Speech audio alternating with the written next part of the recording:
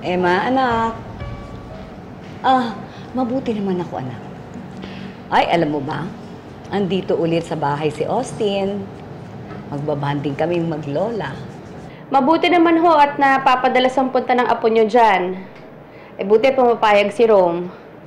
Anak, bakit parang malamlam yata ang boses mo? May sakit ka ba?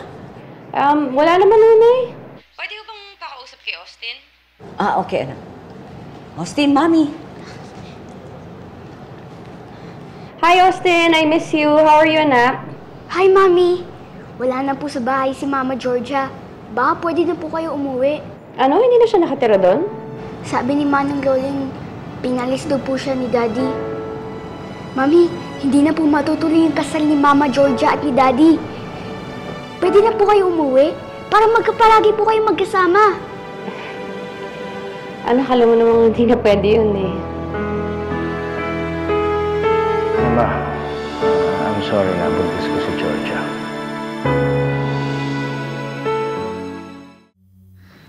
Ayan, okay. May masakit pa ba? Wala naman. Ay, teka lang, kunin ko yung gamot. Bakit parang ang saya-saya mo ngayon? May nakain ka ba? Naalala ko lang yung mga kinuwento sa akin ni Austin kanina. Nakakatuwa lang yung mga binalita niya sa akin sa school. Hi, Mami. Wala na po sa bahay si Mama Georgia. Baka pwede na po kayo umuwi. Ano? Hindi na siya nakatira doon?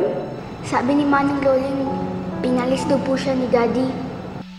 Mami, hindi na po matutuloy yung kasal ni Mama Georgia at ni Daddy. Pwede na po kayo umuwi para magkapalagi po kayo magkasama.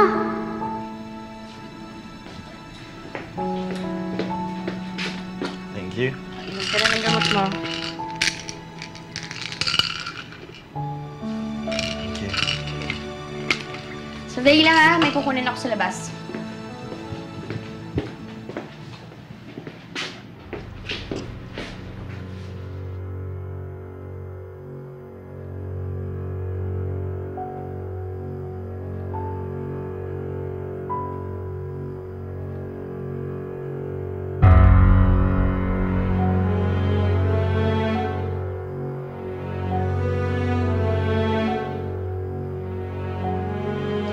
Sorry, Emma.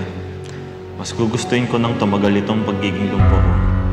Ito lang din kasi ang alam kong paraan para magkasama tayo ng malayo kay Rome. Sasanay ka rin sa akin.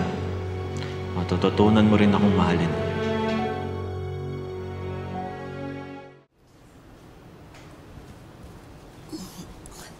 Austin, breakfast time, apo. Wow, all of my favorites! Siyempre, favorite kong apo ito eh. At saka mamaya, alam mo, aalis ka na. Next week ka na uli makakabalik. Mag-isa na naman ako dito. Sige na, upo ka na, kain ka na.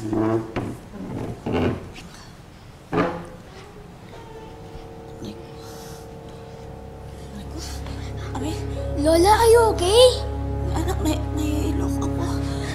Nahihilok. Tulungan mo ako makuha. Ay.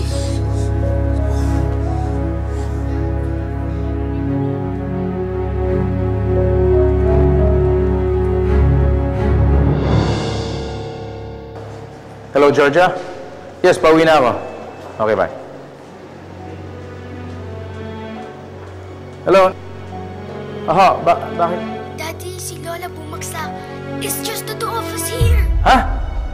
Sige, pupunta na ako dyan.